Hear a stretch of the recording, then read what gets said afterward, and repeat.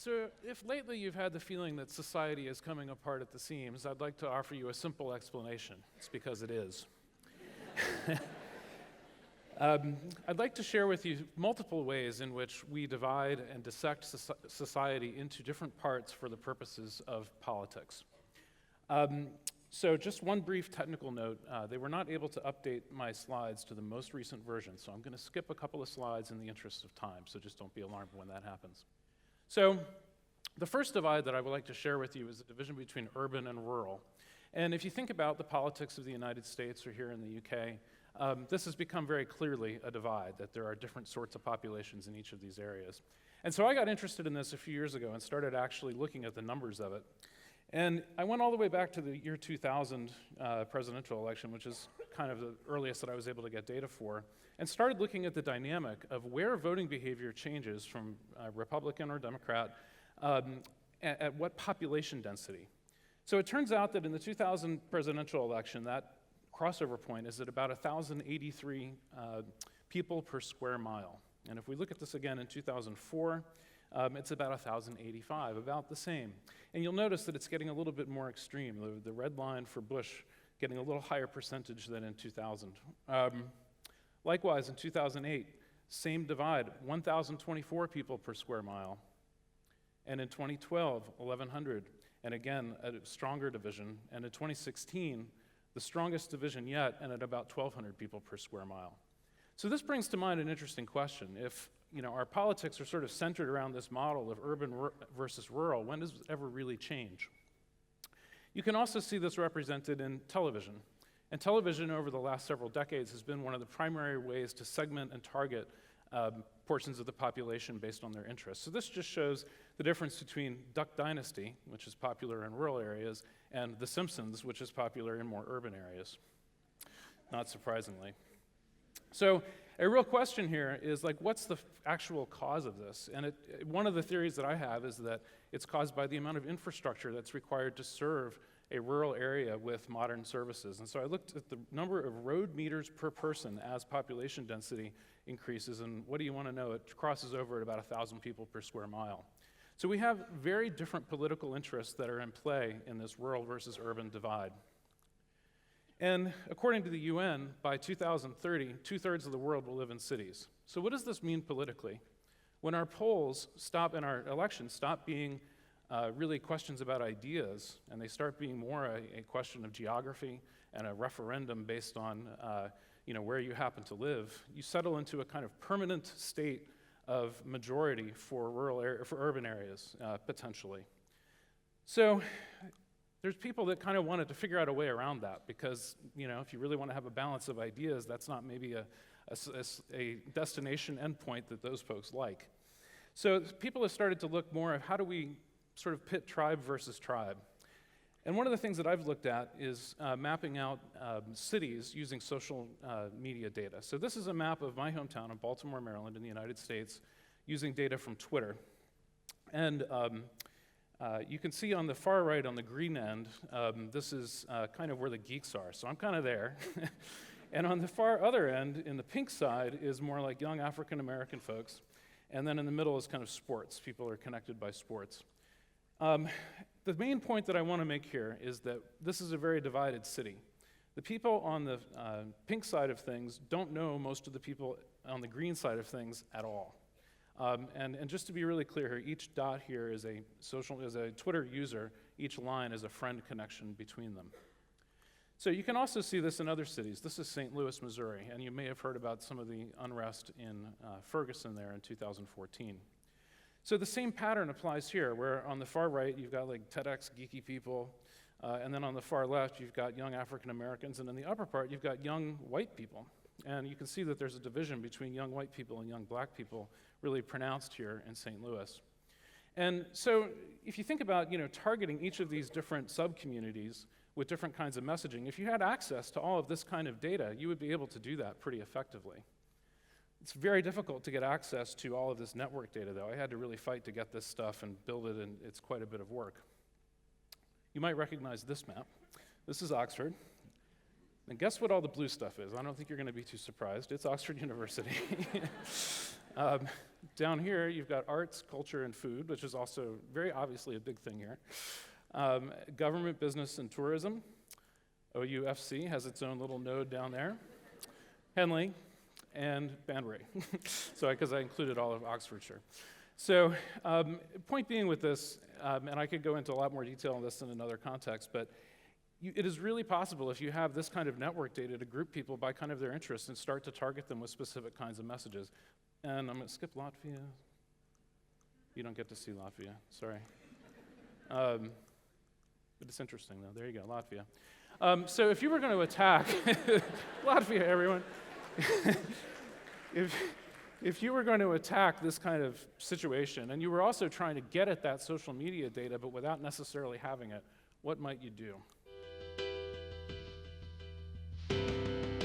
It's a battle for social media supremacy that could define this year's US presidential election. Donald Trump's campaign used a London-based data analytics company to help advise on strategy. Now Donald Trump is paying them $5 million in September alone in the hope their profiling will take him all the way to the White House. Since June, a very sophisticated data analysis operation had been underway. This involved a British data science firm called Cambridge Analytica.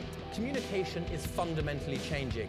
But if you're going to spend $1 billion, you want to be really ruthless about making sure that you're focusing on the right people.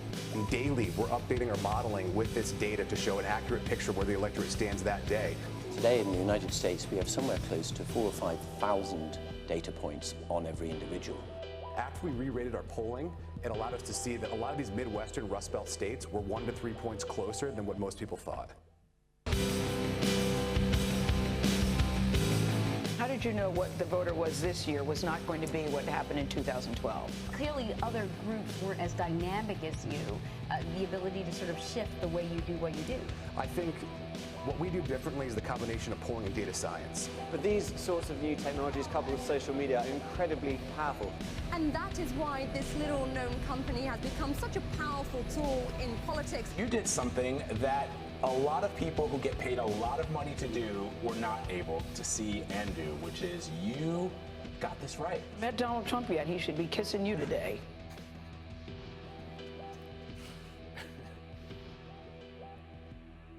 I love this quote. There are no longer any experts except Cambridge Analytica. They were Trump's digital team who figured out how to win. Game over, everyone. I'm sorry. These are no other experts on anything. So maybe a little hyperbole there, just a little bit. So the first thing I kind of want to show you here, and I can't go into this in as much detail as I would like to. I do intend to publish something on this on Medium tomorrow. This is the first time that this is being shown. But this is basically a network map showing all of the interrelationships between Cambridge Analytica, the Trump campaign, Brexit, and other players in that universe. There's a few key things there that I want to point out to you now, though. In 1993, a company called Strategic Communication Labs was founded by a fellow named Nigel Oakes.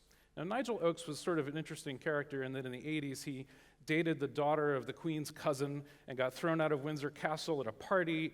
And around a few years after that, he started a firm called the Behavioral Dynamics Institute, which he claimed that he started while he was a student at University College of London.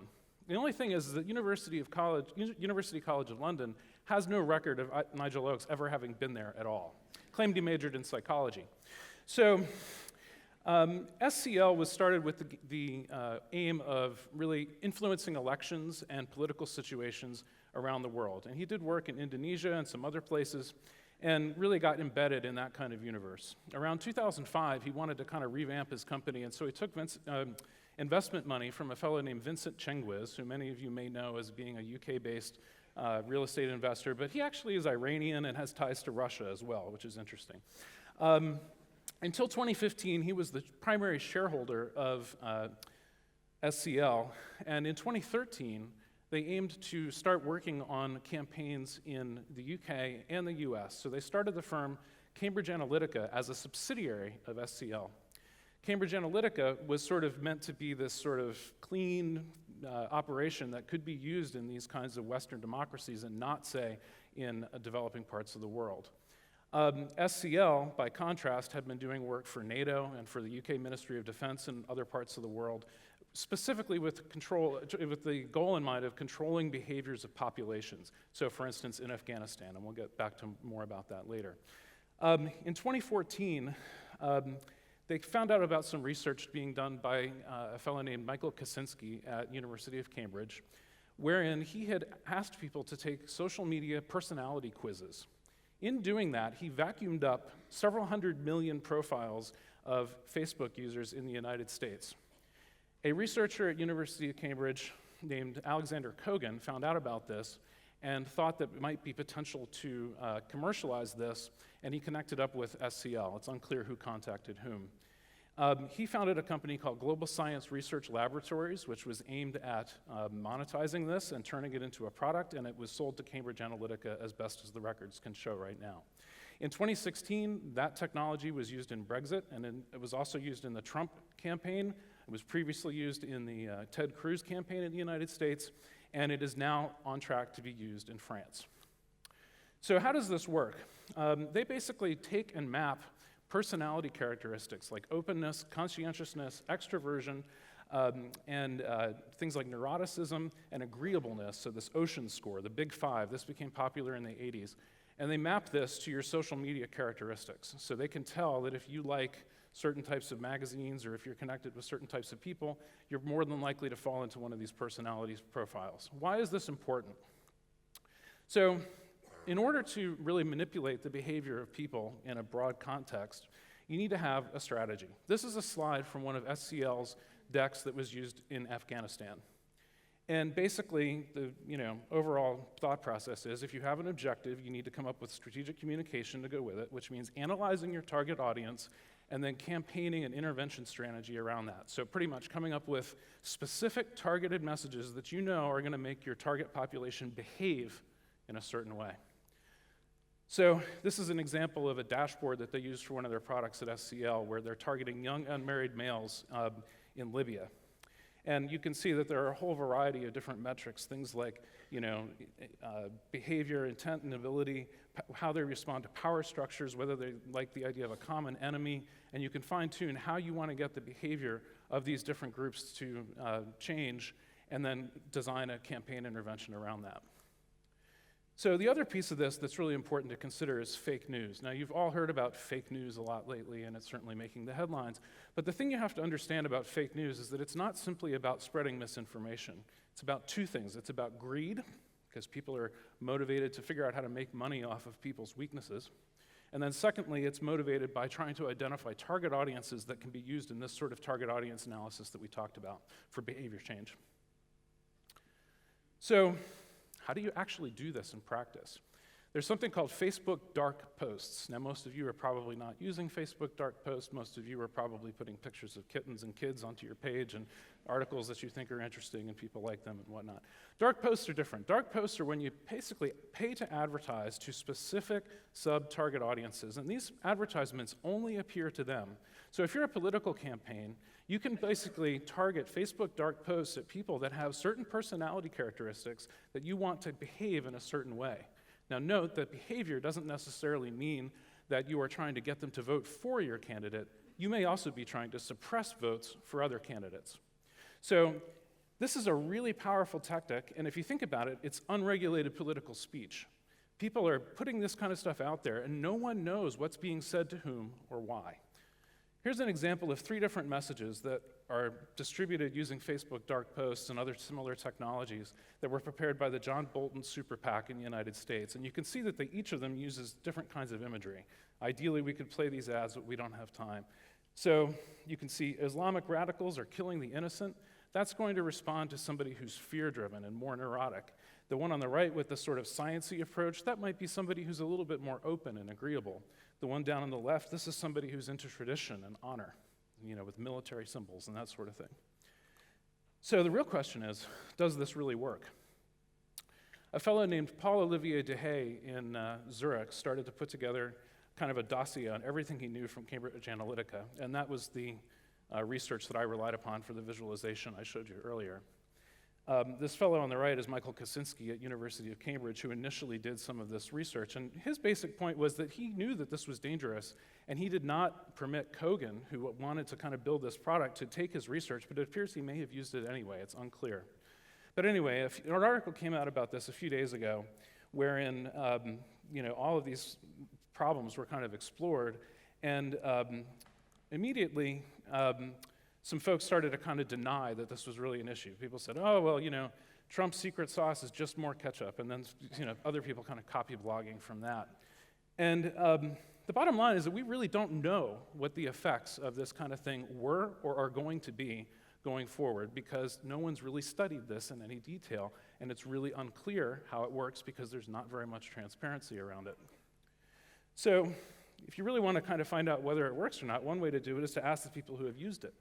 Aaron Banks, one of the primary funders of Brexit, says, we created 1 million online followers that reached upwards of 25 million most weeks. The engagement was huge, and our Facebook page still grows at 3K a week.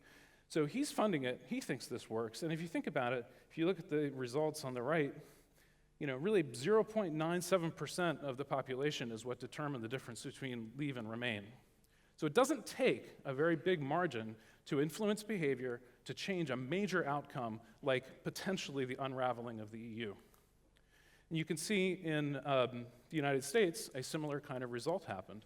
Trump won with minus 2,864,974 votes. Amazing, right?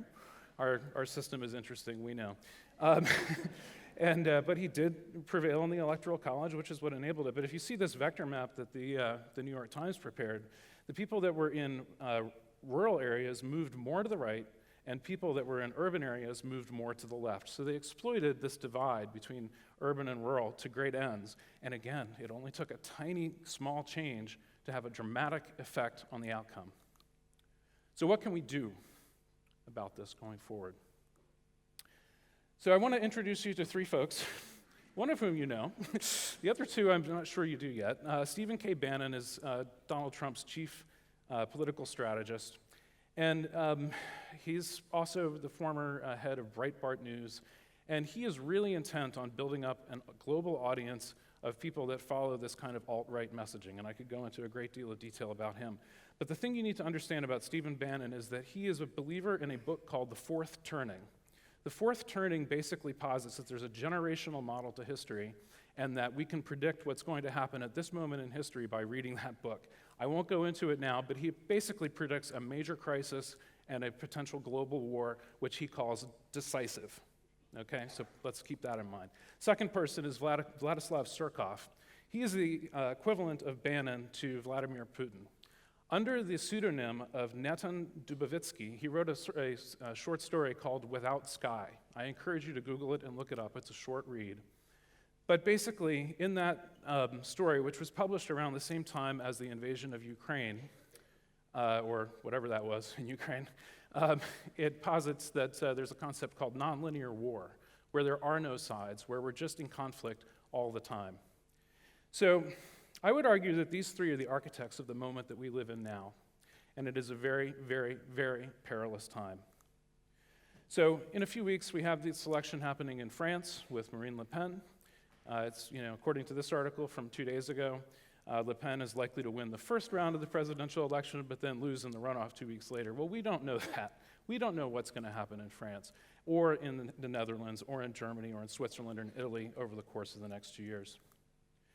So I'd like to offer these items as a bit of a remedy, or at least some things that we can all be doing to be on guard about this. And if you'd like to take a photo of this slide, I recommend it because it's just a good checklist.